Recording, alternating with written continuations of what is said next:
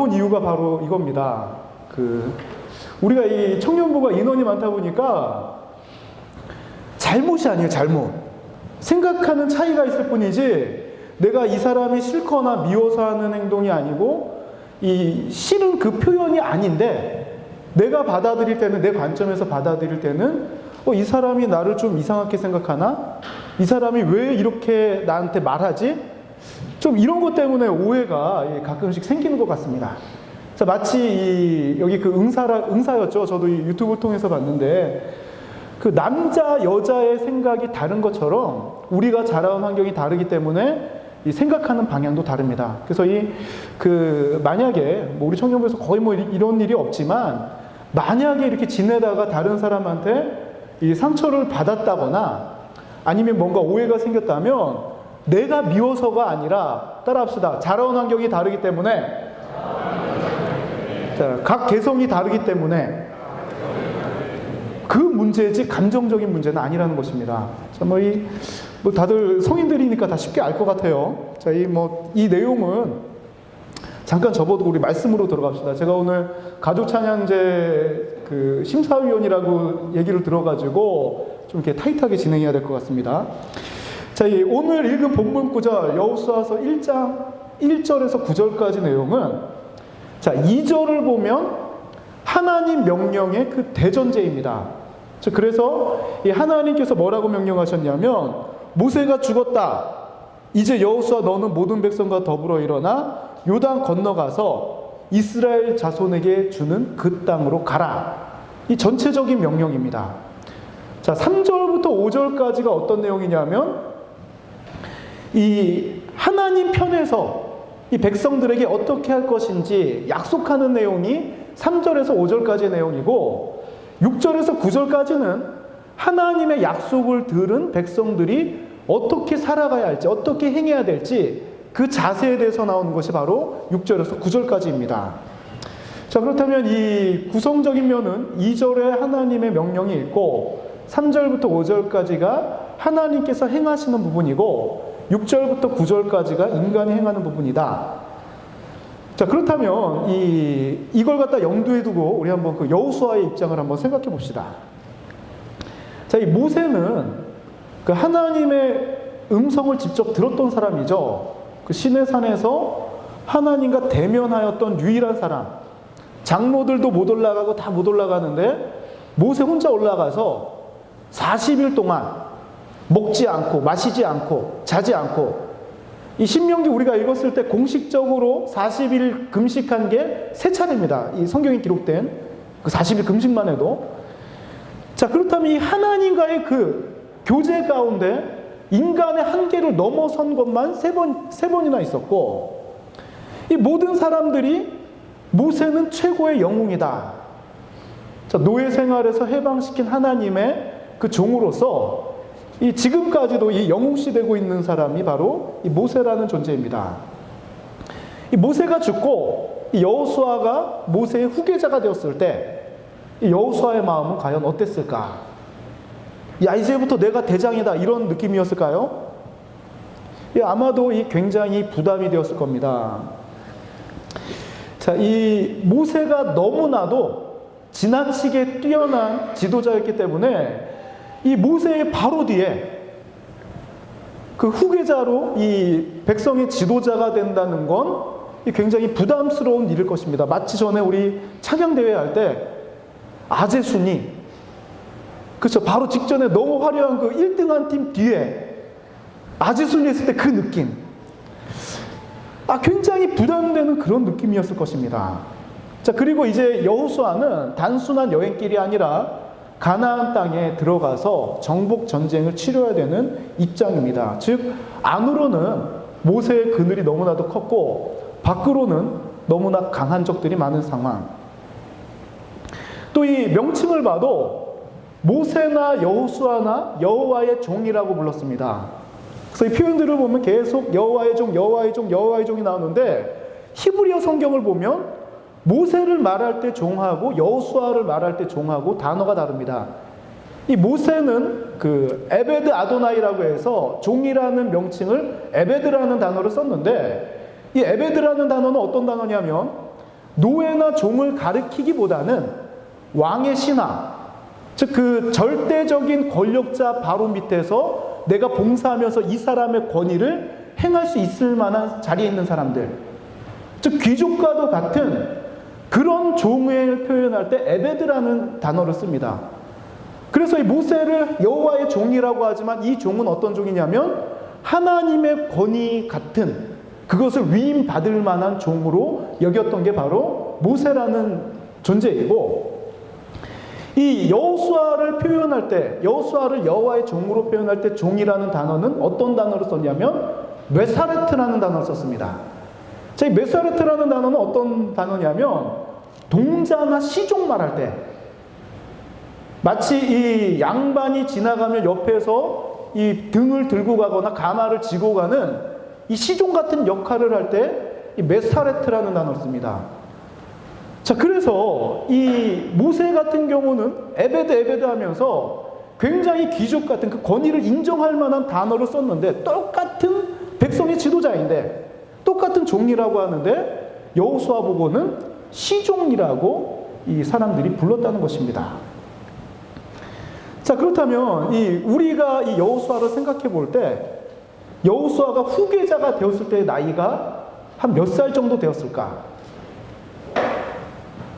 처음에 이 여호수아라는 이름이 등장하는 게 출애굽기 12장입니다. 12장 37절을 보면, 37절 이하 부분을 보면 어떤 장면이 있냐면, 이 여호수아는 나가서 아말렉하고 싸우고 모세는 올라가서 손을 들고 기도합니다. 이 장면 다 기억나죠? 자, 모세 손이 떨어지면은 여호수아가 지고 손이 올라가면은 여호수아가 이깁니다. 자, 이때 여호수아가 등장했을 때 민수기 13장에 기록된 이 여호수아의 나이를 유추해서 출애굽기 12장까지 내려가 보면 처음 성경에 등장했을 때, 시종으로 등장했을 때 나이가 54세입니다.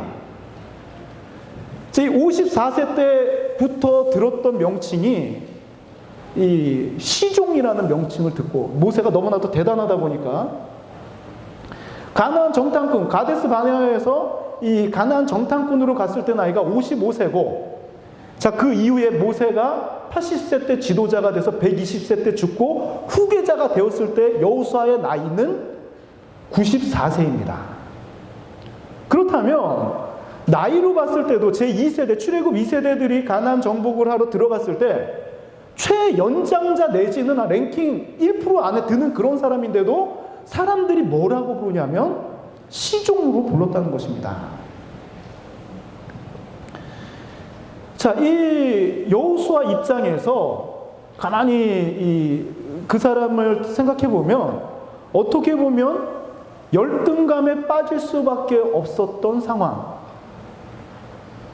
사실 앞으로 행할 것도, 모세는 그래도 하나님께 직접적으로 명령을 받으면서 백성을 그래도 인도해온 그런 분위기였다면, 이제는 뻔합니다. 이 땅에 들어와 보니까 잡족들이 살고 있어가지고 얘네들하고 토벌 전쟁을 벌여야 되는데, 내가 이거 다 치워야 되는 거거든. 지금 집안에 있는 쓰레기를 이사 가려고 그러는데 지금 쓰레기랑 치울 게 너무 많아서 이거 내가 앞서서 치워야 되는 그런 상황입니다. 그런데 사람들은 나보고 뭐라 그러냐면 저 시종, 권위를 인정해 주는 것이 아니라 여호와의 시종 여호수아.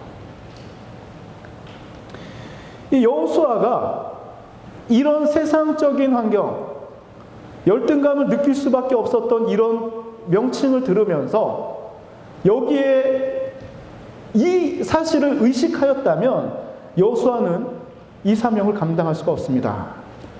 자, 그렇다면 우리 말씀을 통해서 한번 봅시다. 도대체 하나님께서 이런 여호수아에게 하신 말씀이 무엇이 있었는가?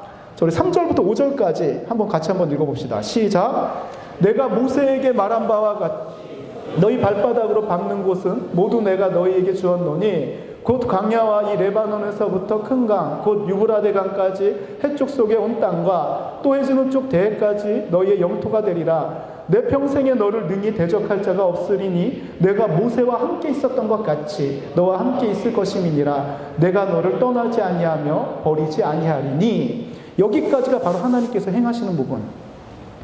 3절 보니까 발바닥으로 밟는 땅 다 주겠다. 4절 그 경계가 광야 레바논부터 이 큰 강 유브라데 그리고 저희 대해까지 이것이 너의 경계선이 될 것이다. 5절이 중요합니다. 5절을 보니까 뭐라고 그러냐면 모세와 함께 있었던 것 같이 너와 함께 있을 것이다. 그렇다면 모세가 이렇게 대단하고 이 에베드라는 단어, 즉 왕의 신하 같은 그런 권위 있는 단어를 들을 수 있었던 이유는 누가 함께 했기 때문입니까? 하나님께서 함께 하셨기 때문에 가능했다는 것입니다. 모세와 함께 있었던 것 같이 세상은 너를 메사레트, 시종으로 부르지만 나는 너를 에베드로 여기겠다. 모세와 함께 있었던 것처럼 내가 너와 함께 있을 것이니 너를 떠나지 아니하고 버리지 아니할 것이다. 여호수아가 집중했던 게 바로 이 부분입니다. 사람들이 나를 뭐라 부르든 상관없이 하나님께서 내게 주신 약속의 말씀, 내가 너를 떠나지 않고 버리지 않겠다는 이 말씀을 붙들었기 때문에 여호수아는 이 정복 전쟁을 성공적으로 이끌 수 있었던 것입니다. 그렇다면 이렇게 하나님의 약속의 말씀을 믿고 생활하는 사람을 통해서 나오는 그 모습들, 하나님께서 명령하신 부분들 어떤 모습을 원하시는지 우리 6절부터 9절까지 함께 읽어봅시다. 시작. 강하고 담대하라. 너는 내가 그들의 조상에게 맹세하여 그들에게 주리야 한 땅을 이 백성에게 차지하게 하리라. 오직 강하고 극히 담대하여 나의 종 모세가 내게 명령한 그 율법을 다 지켜 행하고 우로나 좌로나 치우치지 말라. 그리하면 어디로 가든지 형통하리니 이 율법책을 내 입에서 떠나지 말게 하며 주야로 그것을 묵상하여 그 안에 기록된 대로 다 지켜 행하라. 그리하면 내 길이 평탄하게 될 것이며 내가 형통하리라. 내가 내게 명령한 것이 아니냐. 강하고 담대하라. 두려워하지 말며 놀라지 말라. 내가 어디로 가든지 내 하나님 여호와가 너와 함께하느니라 하시니라. 아멘. 자, 이 능력이 되어서가 아니라 힘이 있어서가 아니라 이 하나님께서 말씀하신 거니까 이 정복전쟁을 할 수 있다는 겁니다. 즉 6절부터 9절까지 계속 반복되는 단어가 있습니다. 8절에는 나오지 않지만 6절, 7절, 9절에 반복되는, 계속해서 반복되는 단어가 뭐냐면 따라합시다. 강하고 담대하라. 이 단어가 우리한테 굉장히 중요합니다. 강하고 담대하라. 세상은 우리를 에베드로 보는 게 아니라 시종으로 보거든. 예수 믿는다고 직장에서 말할 수 있어요? 떳떳하게? 여러분도 말할 수 있냐고. 나는 말 못했는데 직장 다닐 때 회식 자리 가가지고 한 번씩 눈 감고 하나님 앞에서 눈 감고 따라주는 거 한 잔씩 마시고 그래야지 사회생활 잘하는 거니까. 그렇게 알았으니까. 하나님 앞에서 내가 세상의 시종처럼 살았었거든. 세상에서 잘 풀리려고. 그러나 여호수아는 다릅니다. 세상은 전부 다 시종하다가 여호수아가 죽었을 때 그때야 비로소 에베드 왕의 신하라고 표현을 합니다. 여호수아가 눈 뜨고 있을 때는 듣지 못한 단어, 죽기까지 하나님 앞에 강하고 담대함으로 그 믿음으로 세상을 나아가고 이 정복전쟁을 강하고 담대함으로 하나님께서 명령하신 거니까 9절 보니까 이걸 네가 권면한 내용이 아니라 명령이니까 너는 강하고 담대하라. 세상의 시종이라는 말에 흔들리지 말고 내가 너한테 말하면 붙들고 강하고 담대함으로 나가는 것입니다. 이렇게 살아갈 수 있었던 이유, 강하고 담대함을 놓치지 않고 끝까지 이 마음을 붙들 수 있는 방법에 대해서 8절에 나옵니다. 우리 8절 다시 한번 읽어봅시다. 시작. 이 율법책을 내 입에서 떠나지 말게 하며 주야로 그것을 묵상하여 그 안에 기록된 대로 다 지켜 행하라. 그리하면 내 길이 평탄하게 될 것이며 내가 형통하리라. 아멘. 이게 바로 성공 비결입니다. 세상이 이해 못하고, 이 찬양 가사죠. 우리를 조롱하여도 세상 이해 못하죠. 교회 나오는 거 이해 못하고 이 좋은 분위기에 안 휩쓸리는 이런 모습도 이해 못하고 늦기까지 야근했는데도 토요일날 둘로스 연습 5시에 했다 그러면 또박또박 5시에 나가고 철야 끝나고도 둘로스 그 연습하려고 새벽 3시 돼도 베이스 연습하다가 늦게 들어가고 세상 이해 못합니다. 그러나 하나님께서는 이 모습 가운데, 하나님 사랑하는 이 표현 가운데 우리 심정에는 뭐가 생기냐면 강하고 담대한 이 믿음의 자신감이 생겨나는 것입니다. 하나님의 방법대로 사는 우리 세빛 청년부가 되기를 원합니다.